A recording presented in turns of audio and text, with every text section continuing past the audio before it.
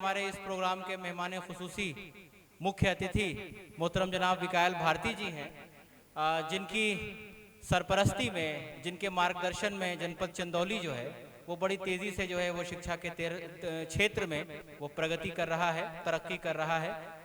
इसमें आपका विज़न और आपकी सोच जो है वो हमें देखने को मिलती है। साथ ही साथ आप साहित्य प्रेमी भी हैं, साहित्य अदब नवाज भी हैं, अदब से दोस्ती भी है और अदब नवाज लोगों को पसंद भी करते हैं। आप ये देख रहे होंगे कि सुबह से जो है सर यहाँ पर मौजूद हैं और पूरी दिलजमई से जो है वो एक एक वक्ता को, एक एक हमारे जो स्पीकर्स हैं उनको जो है वो सुन रहे हैं।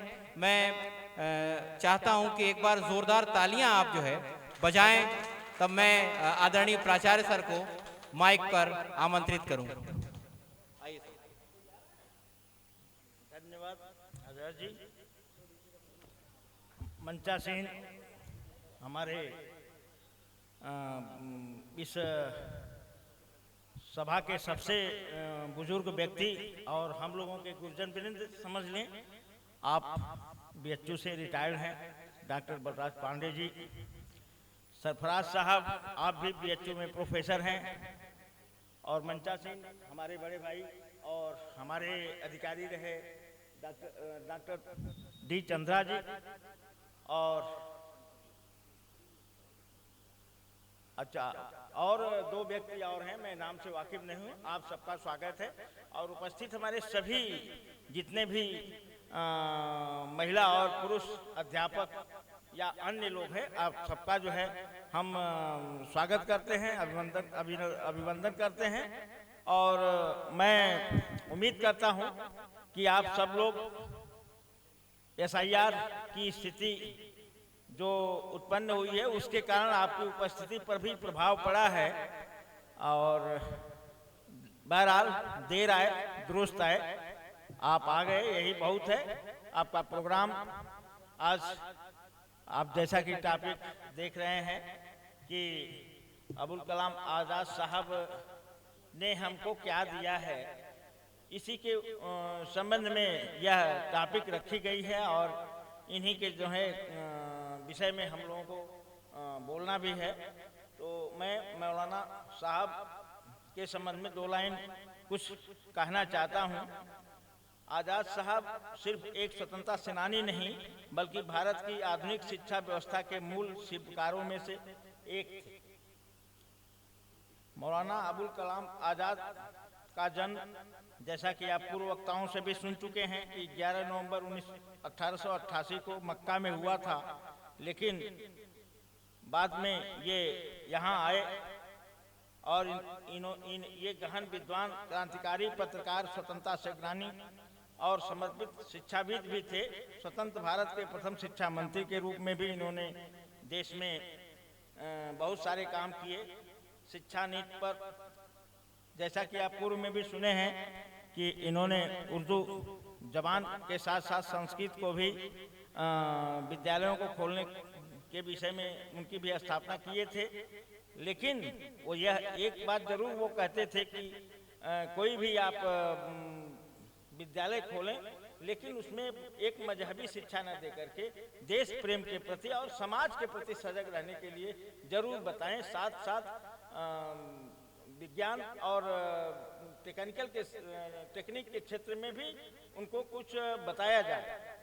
वे बुराई के विषय में कभी भी सुनना पसंद नहीं करते थे और उनके विषय में हम लोग सच्ची श्रद्धांजलि तभी हो सकती है जब उनके बताए गए, उनके द्वारा सुझाए गए मार्गों में से किसी एक को चुन लें, तो बड़ी समझिए सौभाग्य की बात होगी।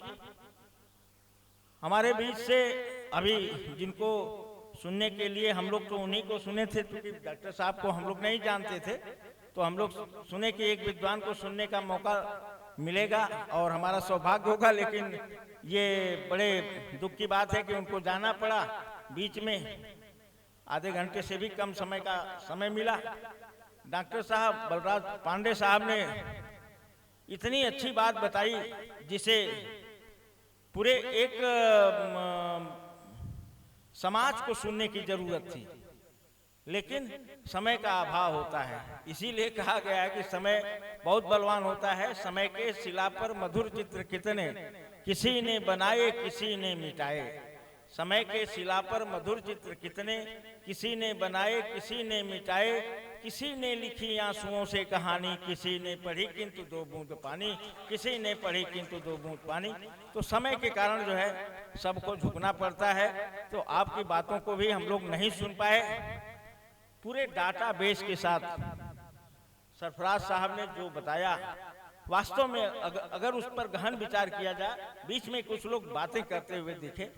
ये बड़े दुख की बात है कि एक विद्वान वक्ता आपके बीच में अपनी एनर्जी लगाकर कुछ आपको बताने की कोशिश कर रहा है, तो आप उसे सुने, समझें। तो बहुत कुछ न कहते हुए, क्योंकि इनके विषय में बहुत कुछ बताने की कोई जरूरत नहीं है। पूर्व वक्ताओं ने, हमसे जो सीनियर वक्ता थे, बहुत अच्छी तरह से सब कुछ बता दिया गया है। बाकी सूरज को दीपक जलाने दिखाने जैसी बात होगी। मैं 2 लाइन पढ़ना चाहता हूँ। एक वे लोग थे, वाह क्या बात थी। एक वे लोग थे, वाह क्या बात थी। जिंदगी छोड़ दी बंदगी के लिए।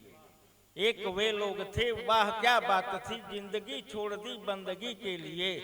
एक हम लोग हैं, एक हम लोग हैं, हाय अफसोस है। बंदगी छोड़ दी जिंदगी के लिए, बंदगी छोड़ दी जिंदगी के लिए।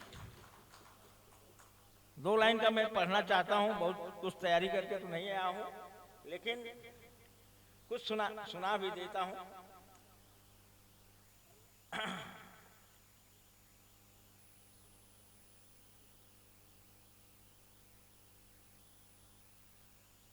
हाँ, ये है 2 लाइन की कविता है, किसी के द्वारा लिखा गया है। मैंने सुनते हुए नोट कर लिया है कि वो बांट दिया इस धरती को, बांट दिया इस धरती को, क्या चांद सितारों का होगा।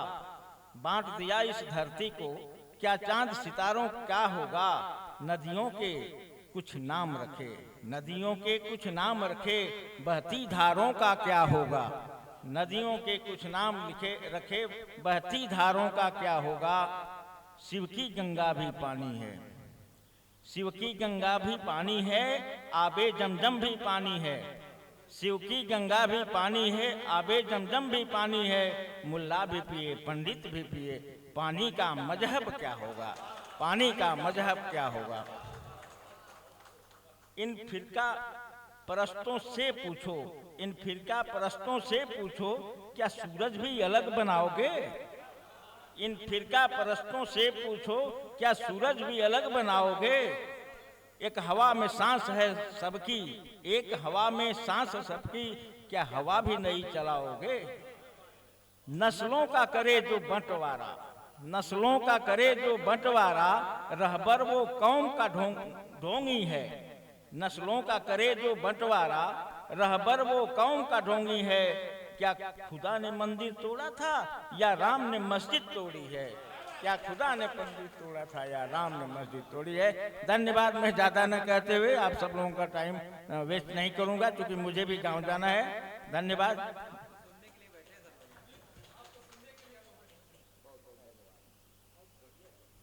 बहुत बहुत शुक्रिया सर।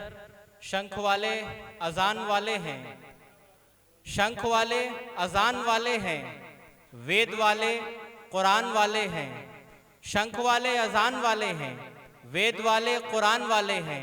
धर्म अपने अलग अलग हैं, मगर फिर भी हम हिंदुस्तान वाले हैं।